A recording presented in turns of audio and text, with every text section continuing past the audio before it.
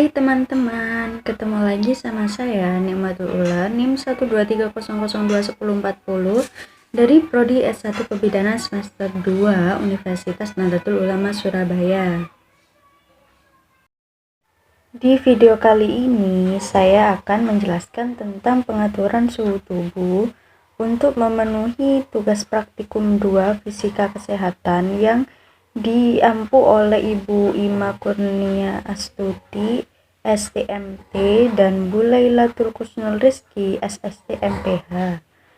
Ada 5 poin yang akan saya jelaskan. Yang pertama, pengaturan suhu tubuh manusia dengan kaidah fisik. Yang kedua, pengaturan suhu tubuh manusia dengan kaidah metabolisme. Yang ketiga, suhu tubuh normal berdasarkan usia. Yang keempat, suhu tubuh normal berdasarkan bagian tubuh manusia. Dan yang kelima yaitu beberapa penyakit yang berkaitan dengan perubahan suhu tubuh. Langsung aja yuk simak videonya. Yang pertama, pengaturan suhu tubuh dengan kaidah fisik. Kenapa sih kok bisa dibilang dengan kaidah fisik? Karena pengaturan lebih banyak kepada penggunaan otot-otot tubuh dan secara fisik. Adapun kemungkinan yang akan terjadi ialah suhu badan tinggi melebihi normal dan suhu badan rendah melebihi normal.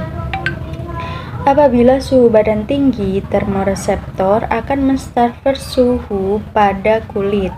Di otak, pada hipotalamus akan berfungsi sebagai termostat untuk mengatur suhu darah yang melaluinya. Mekanisme koreksi akan diarahkan atau dirangsang oleh hipotalamus dengan menggunakan koordinasi tubuh. Apabila suhu tubuh rendah, termoreseptor akan menaikkan suhu pada kulit. Di hipotalamus akan berfungsi sebagai termostat mengatur suhu darah yang melaluinya. Mekanisme koreksi akan diarahkan atau dirangsang oleh hipotalamus dengan menggunakan koordinasi badan. Yang kedua, pengaturan suhu tubuh dengan kaidah metabolisme. Kenapa sih kok bisa dibilang metabolisme? Karena pengaturan lebih kepada penggunaan kimia badan daripada secara fisik, walaupun terdapat pengaturan yang melibatkan otot-otot. Pengaturan ini melibat peranan otot rangka, kelenjar adrenal, dan kelenjar tiroid. Dalam keadaan sejuk, hipotalamus akan mengatur otot rangka untuk vasokonstriksi secara aktif. Hal ini akan menyebabkan seseorang menggigil dan meningkatkan suhu tubuh. Pada saat yang sama, kelenjar adrenal akan mensekresikan hormon adrenalin dan noradrenalin, sedangkan kelenjar tiroid akan mensekresikan hormon tiroksin. Semua hormon ini bertujuan untuk meningkatkan suhu badan dengan cara meningkatkan metabolisme tubuh.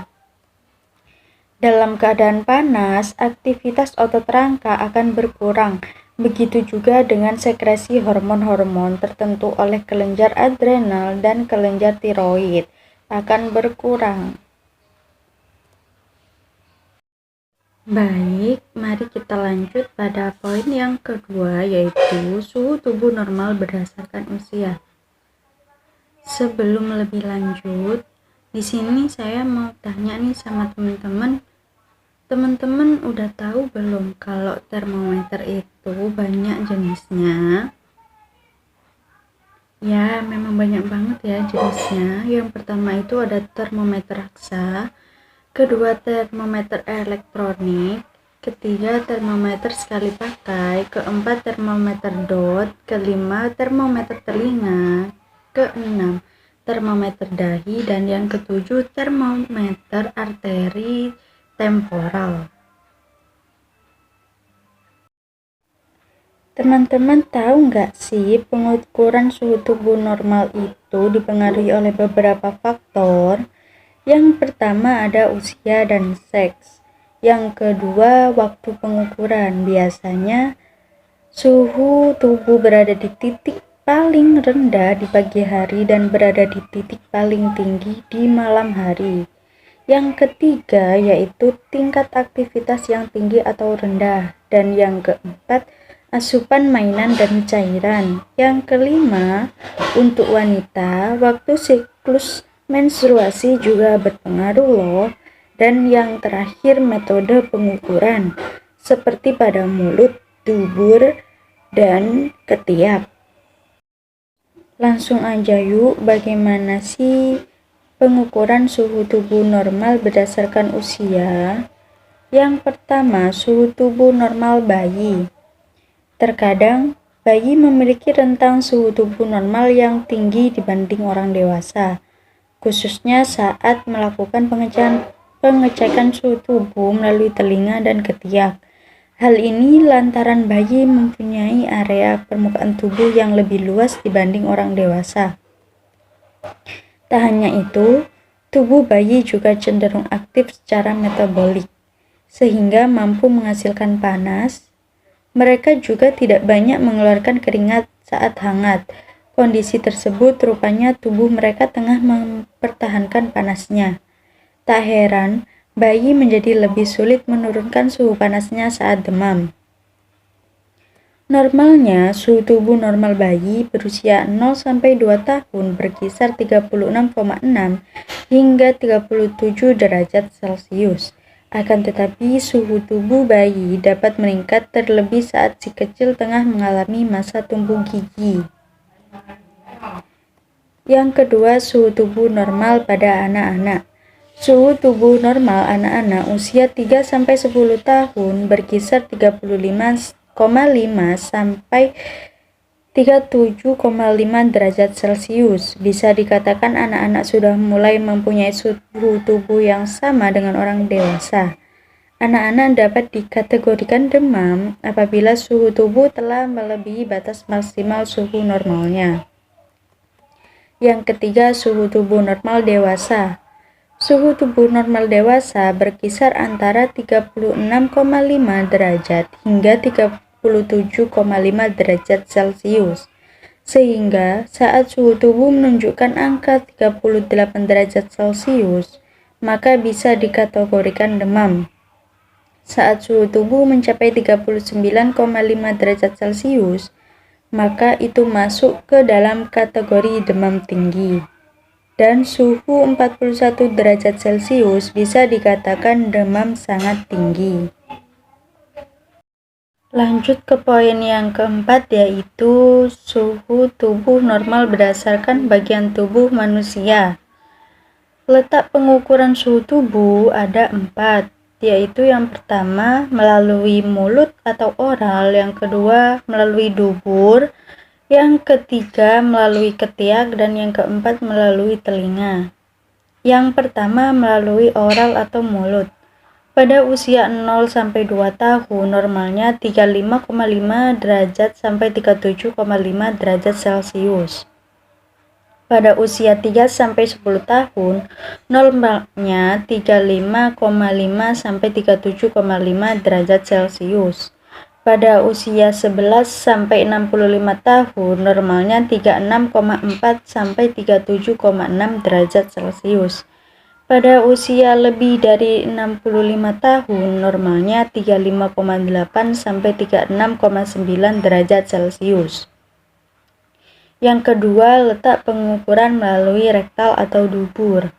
Pada usia 0-2 tahun normalnya 36,6 sampai 38 derajat Celcius. Pada usia 3-10 tahun normalnya 36,6 sampai 38 derajat Celcius. Pada usia 11-65 tahun normalnya 37 sampai 38,1 derajat Celcius. Pada usia lebih dari 65 tahun normalnya 36,2 sampai 37,3 derajat Celcius. Yang ketiga, letak pengukuran melalui ketiak. Pada usia 0-2 tahun normalnya 34,7 sampai 37,3 derajat Celcius.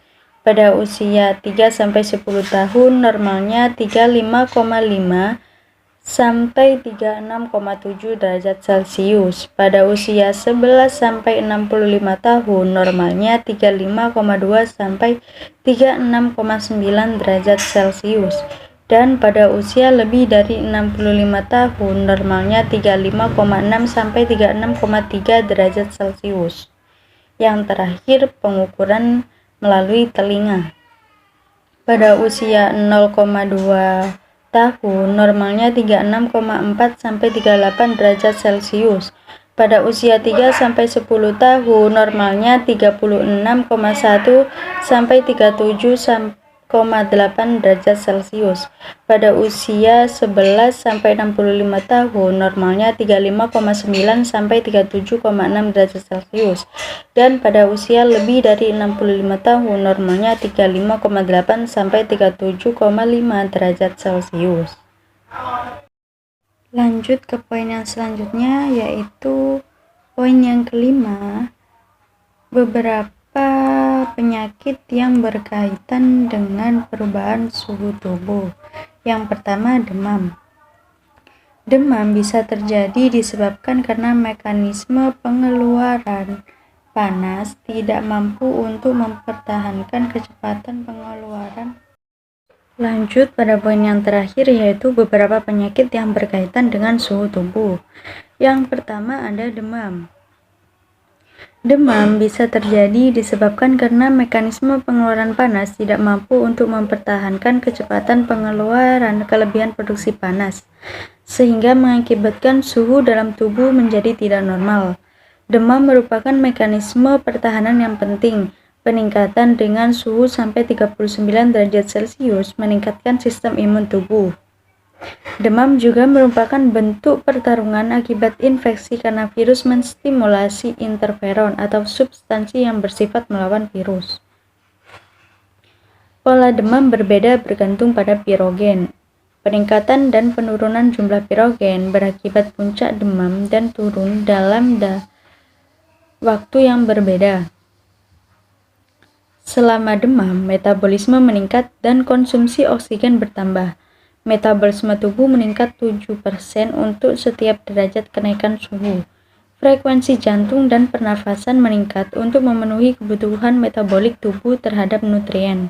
Metabolisme yang meningkat menggunakan energi yang memproduksi panas tambahan. Yang kedua, hipertermia.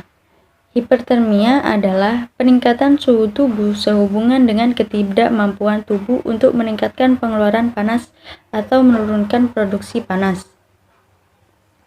Setiap penyakit atau trauma pada hipotalamus dapat mempengaruhi mekanisme pengeluaran panas. Hipertermia malignan adalah kondisi bawaan di mana tidak dapat mengontrol produksi panas yang terjadi ketika orang yang rentan menggunakan obat-obatan anestetik tertentu. Yang ketiga ada hipotermia. Pengeluaran panas akibat paparan terus-menerus terhadap dingin mempengaruhi kemampuan tubuh untuk memproduksi panas sehingga akan mengakibatkan hipotermia. Hipotermia diklasifikasikan melalui pengukuran suhu inti. Dikatakan ringan jika 33 derajat sampai 36 derajat Celcius. Dikatakan sedang jika suhu tubuh 30 derajat Celcius sampai 33 derajat Celcius. Dikatakan berat jika suhu tubuh 27 derajat sampai 30 derajat Celcius. Dan dikatakan sangat berat ketika melebihi 30 derajat Celcius. Hipotermia aksidental biasanya terjadi secara berangsur dan tidak diketahui selama beberapa jam. Ketika suhu tubuh turun jadi 35 derajat Celcius, orang yang mengalami hipotermia mengalami gemetar yang tidak terkontrol, hilang ingatan, depresi, dan tidak mampu menilai. Jika suhu tubuh turun di bawah 34,4 derajat Celcius, frekuensi jantung, pernafasan, dan tekanan darah turun. Jika hipotermia terus berlangsung, distremia jantung akan berlangsung, kehilangan kesadaran, dan tidak responsif terhadap stimulus nyeri. Yang keempat ada kelelahan akibat panas. Kelelahan akibat panas terjadi akibat kehilangan cairan dan elektrolit secara berlebihan, disebabkan oleh lingkungan yang terlalu panas. Tanda dan gejala kurang volume cairan adalah hal yang umum selama kelelahan akibat panas. Yang terakhir yaitu heat stroke. Lingkungan dengan suhu tinggi dapat mempengaruhi mekanisme pengeluaran panas. Kondisi ini disebut heat stroke. Penderita heat stroke tidak berkeringat karena kehilangan elektrolit sangat berat dan malfungsi hipotalamus. Heat stroke dengan suhu yang lebih besar dari 40,5 derajat Celcius mengakibatkan kerusakan jaringan pada sel dari semua organ tubuh. Itulah beberapa kondisi penyakit yang disebabkan oleh adanya perubahan suhu tubuh. Adanya perubahan suhu tubuh memang sangat sulit dicegah dan manusia hanya dapat melakukan peminimalan resiko dari penyakit-penyakit yang berkaitan dengan perubahan suhu tubuh seperti demam, kelelahan, heat stroke, dan yang lainnya. Hal tersebut bisa dilakukan dengan rajin memeriksakan kondisi tubuh ke dokter secara rutin, mengkonsumsi makanan sehat, berolahraga secara teratur, dan mencukupi kebutuhan tidur. Dengan demikian, penyakit apapun bisa dicegah jika mampu menyerang sekalipun. Risiko penyakitnya tak akan terlalu parah dan juga proses penyembuhannya relatif cepat karena orang yang senantiasa sehingga kebugaran dan kesehatan tubuhnya memiliki daya imun yang kuat. Baik, selesai sudah penjelasan dari saya. Terima kasih sudah menyimak video ini dan sampai jumpa pada video selanjutnya. Wassalamualaikum warahmatullahi wabarakatuh.